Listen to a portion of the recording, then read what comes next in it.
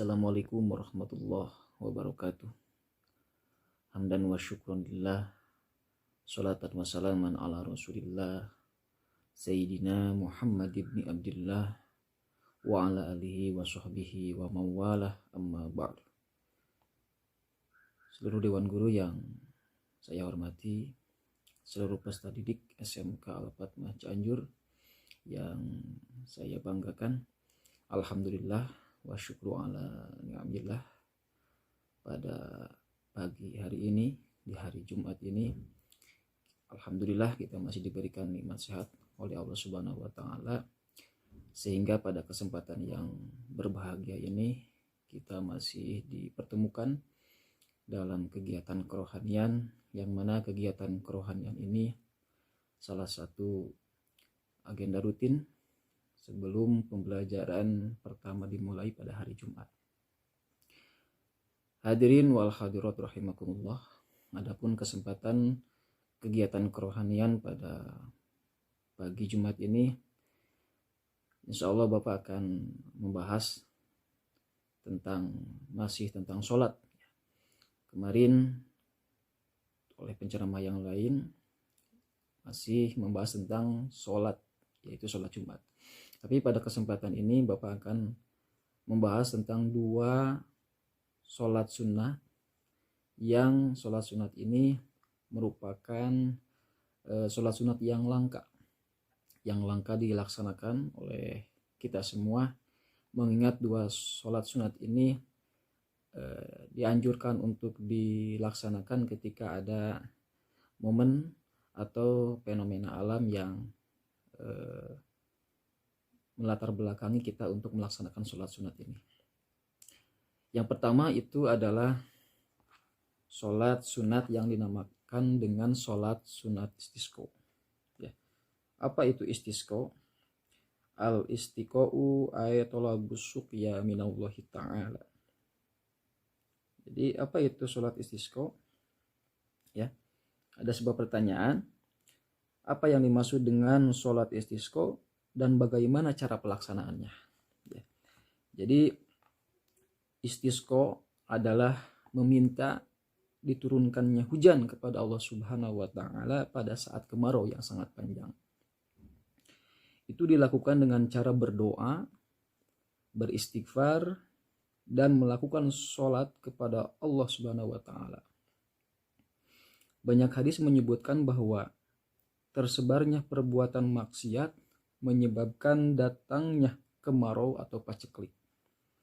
Salah satunya adalah hadis Rasulullah Shallallahu Alaihi Wasallam yang mengatakan, apabila suatu kaum menahan diri untuk memberikan zakat, maka Allah akan menahan hujan atas mereka.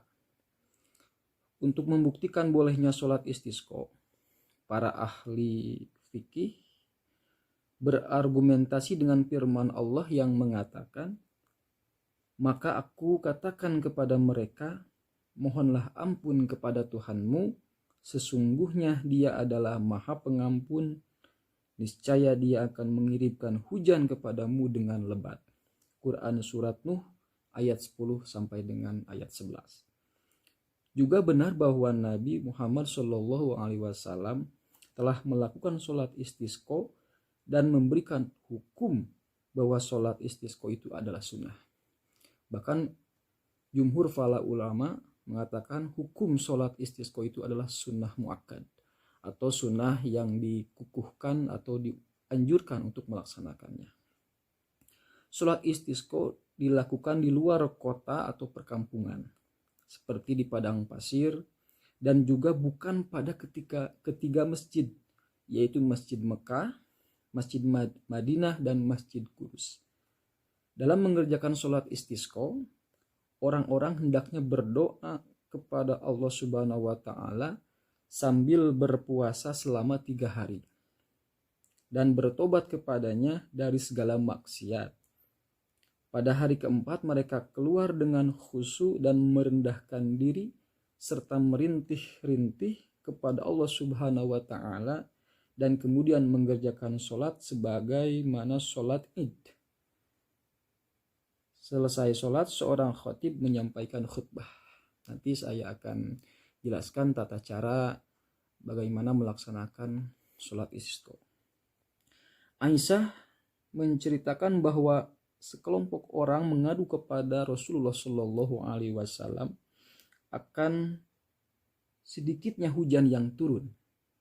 Rasulullah Shallallahu Alaihi Wasallam lalu keluar bersama mereka, kemudian naik ke atas mimbar dan berkata, "Sesungguhnya engkau telah mengadu akan kekeringan yang menimpa daerahmu dan akan terlambatnya hujan yang seharusnya turun pada musimnya. Sungguh Allah telah memerintahkan kamu untuk berdoa kepadanya dan berjanji akan mengabulkan permohonanmu." Rasulullah SAW melanjutkan sabdanya, "Segala puji bagi Allah, Tuhan seluruh alam. Dia Maha Pengasih dan Maha Penyayang. Raja pada hari kemudian, tiada Tuhan kecuali Allah yang melakukan apa saja yang dikehendakinya. Ya Allah, engkaulah Allah, tiada Tuhan selain engkau. Engkau maha kaya sedangkan kami fakir. Ya Allah, turunkanlah hujan kepada kami dan jadikanlah apa yang engkau turunkan itu sebagai kekuatan bagi kami dan mencukupi." Kemudian Rasulullah SAW berdoa dengan mengangkat kedua tangannya, lalu beliau turun dari mimbar dan mengerjakan sholat bersama yang lain. Dianjurkan agar pada saat dilangsungkan sholat istisqa, semua orang turut keluar dan imam memerintahkan kepada yang hadir untuk bertaubat dari semua maksiat yang telah dilakukannya, karena sikap istiqomah dan ketaatan akan mendatangkan kebaikan dan keberkahan. Allah Subhanahu wa Ta'ala berfirman, "Sekiranya penduduk negeri-negeri beriman dan bertakwa, pastilah kami akan melimpahkan kepada mereka berkah dari langit dan bumi.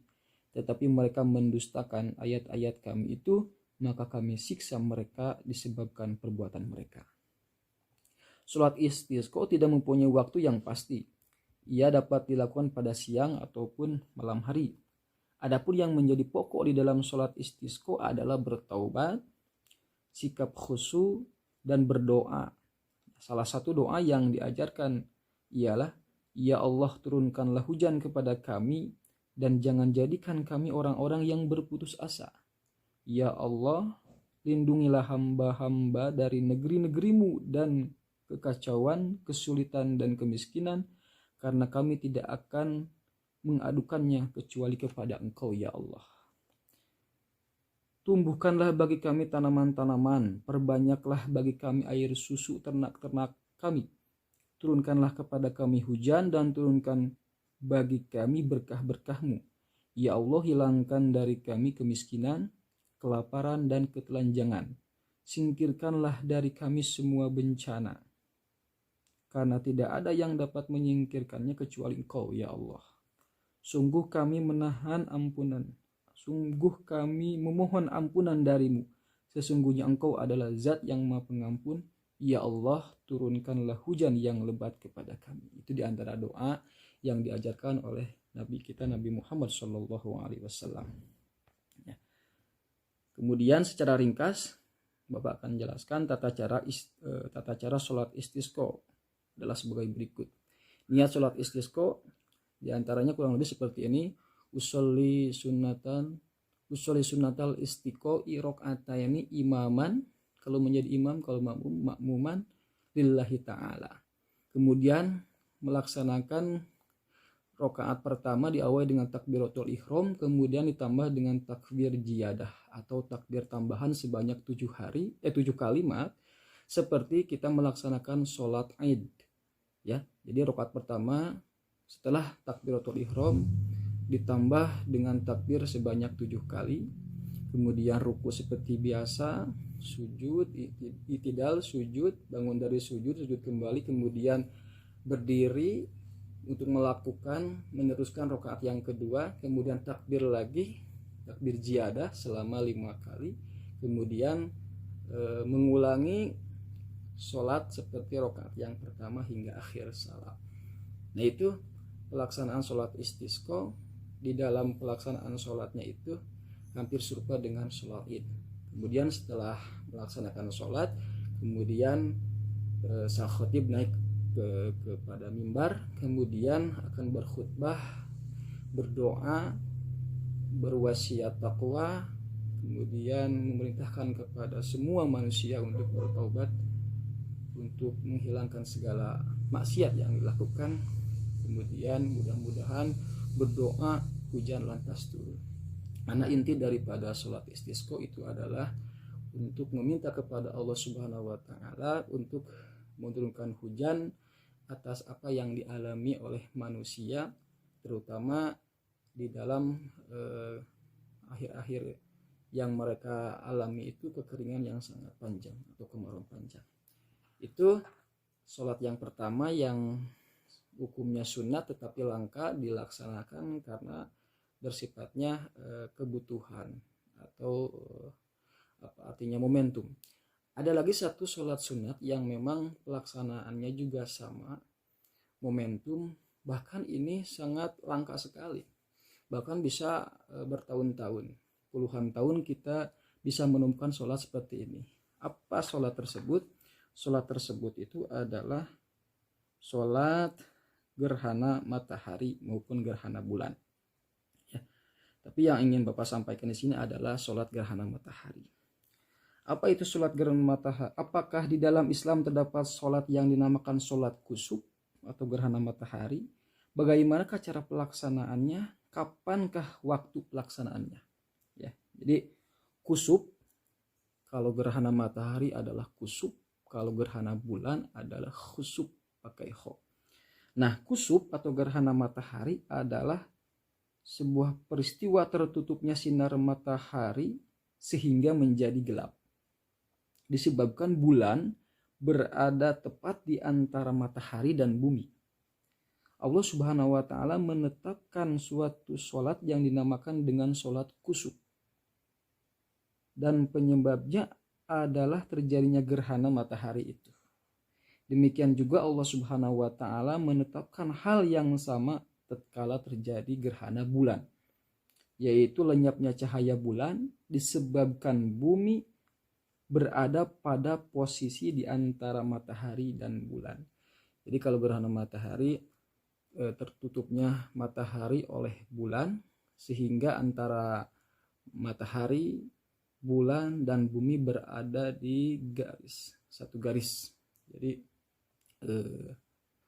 menutup, jadi mataharinya tertutup oleh bulan, kemudian antara matahari, bulan dan bumi itu terjadi pada posisi yang satu garis lurus. Berkenaan dengan sholat gerhana ini, para ahli fikih berpegang pada sebuah hadis yang diriwayatkan oleh Siti Aisyah, istri Rasulullah, yaitu bahwa Rasulullah Shallallahu Alaihi Wasallam mengerjakan sholat tatkala terjadi gerhana matahari. Kemudian Rasulullah Shallallahu Alaihi Wasallam bersabda, sesungguhnya terjadi gerhana matahari dan bulan Sesungguhnya terjadinya gerhana matahari dan bulan bukan disebabkan oleh mati dan hidupnya seseorang. Keduanya tak lain tanda-tanda kekuasaan Allah Subhanahu wa taala yang diperlihatkan kepada para hambanya. Jika kamu menyaksikannya, maka berlindunglah dengan mengerjakan sholat. Karena fenomena gerhana matahari ataupun bulan ini untuk manusia, orang-orang yang awam, itu dijadikan multi tafsir. Dengan adanya gerhana matahari atau bulan itu selalu dikonotasikan dengan hal-hal negatif, seperti akan terjadinya azab Allah, akan terjadinya kekacauan, akan terjadinya sesuatu yang tidak diinginkan dan sebagainya. Padahal itu semua tidak ada kaitannya. Adanya gerhana bulan atau matahari itu adalah bagian daripada tanda-tanda kekuasaan Allah. Ketika kita melihat gerhana bulan atau gerhana matahari, maka kita alangkah baiknya untuk berzikir, melaksanakan sholat, yaitu sholat gerhana matahari atau gerhana bulan. Pada saat gerhana matahari berlalu, syarat-syarat yang terdapat pada sholat-sholat yang lain sama ya seperti sholat-sholat yang lain. Waktu pelaksanaannya adalah pada saat terjadi gerhana matahari itu sendiri.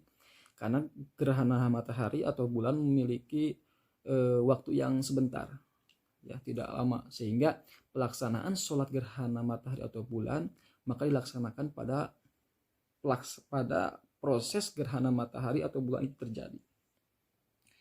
Salat ini terjadi atas 2 rakaat, ya sama 2 rakaat, dan ditutupi dengan 1 salam pada akhir sholat.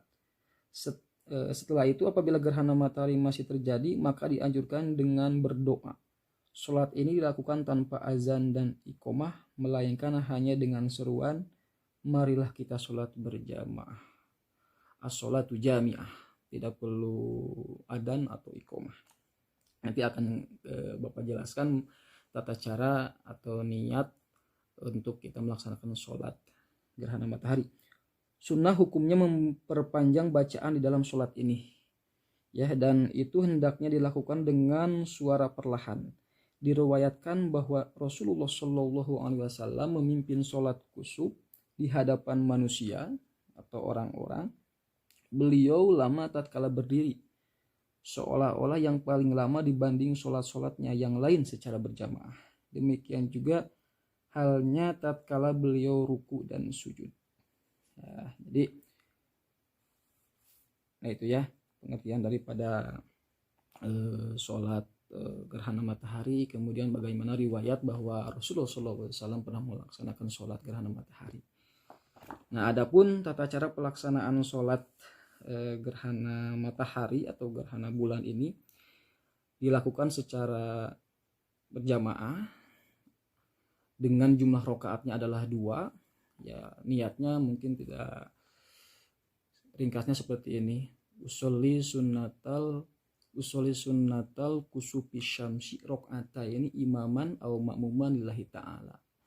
Ya niat saya sholat gerhana matahari 2 rakaat karena makmum atau karena imam lillahi ta'ala. Cuma yang membedakan dengan sholat sunat lainnya bahwa sholat gerhana matahari ini terdiri dari 2 rakaat, tetapi setiap rakaatnya 2 kali ruku dan 2 kali sujud. 2 kali ruku dan 2 kali i'tidal atau berdiri. Jadi contohnya seperti ini. Setelah niat kemudian takbir, tapi takbirnya 1 kali, tidak seperti takbir pada sholat istisqa selama 7 takbir. 1 kali saja. Setelah itu kemudian normal membaca doa iftitah, membaca Al-Fatihah, kemudian surat. Nah kemudian ruku dengan bacaan ruku seperti sholat-sholat pada umumnya, kemudian bangun dari ruku atau i'tidal, kemudian ruku lagi, jangan langsung sujud. Ruku yang kedua kalinya, bacaan ruku yang sama, kemudian berdiri lagi, bacaan i'tidal yang sama. Jadi rukunya 2 kali, ruku 1 kali, i'tidal, ruku lagi, kemudian i'tidal, kemudian sujud seperti normal sholat pada umumnya. Kemudian melanjutkan rakaat kedua, membaca surat Al-Fatihah, membaca surat, kemudian ruku dan i'tidal persis sama dengan rakaat yang pertama. Jadi 1 rakaatnya itu ada 2 ruku dan 2 i'tidal. Itu perbedaan antara sholat sunnah gerhana matahari dengan sholat sunat yang lainnya. Nah ini perlu kita ketahui, karena siapa tahu nanti kita di kemudian hari mendapatkan kesempatan untuk melaksanakan sholat gerhana matahari maupun sholat istisqa. Kiranya itu yang mungkin bisa Bapak sampaikan, walaupun sedikit, mudah-mudahan ada ibroh, ada ilmu yang bisa kita ambil, yang pada gilirannya, pada kesempatannya kita bisa mempraktekannya. Mudah-mudahan ada manfaatnya. Sebelum kegiatan kerohanian ini ditutup, mari kita membaca doa terlebih dahulu. Allahumma sholli wa sallim ala sayyidina wa habibina wa syafi'ina wa karimin wa maulana Muhammad wa sallim wa tabaraka wa ta'ala an kulli sahabati Rasulillah ya ajmain amin ya Allah ya rabbal alamin. Allahumma sholli ala sayyidina Muhammadin sholatan tuwasi'u biha alainal arzaq wa tuhassinu biha lanal akhlaq wa ala alihi wa sahbihi wa sallam. Allahumma arinal haqqa haqqan warzuqna ittiba'ah wa arinal batila batila warzuqna ijtinabah. Rabbana zidna ilman wa zayyina fahman bi rahmatika ya arhamar rahimin. Rabbana atina fid dunya hasanatan wa fil akhirati hasanatan wa qina adzabannar. Wa sallallahu ala Muhammadin wa ala alihi washabihi wasallam. Akhiru kalam wallahul muwaffiq ila aqwamit thoriq. Wassalamualaikum warahmatullahi wabarakatuh.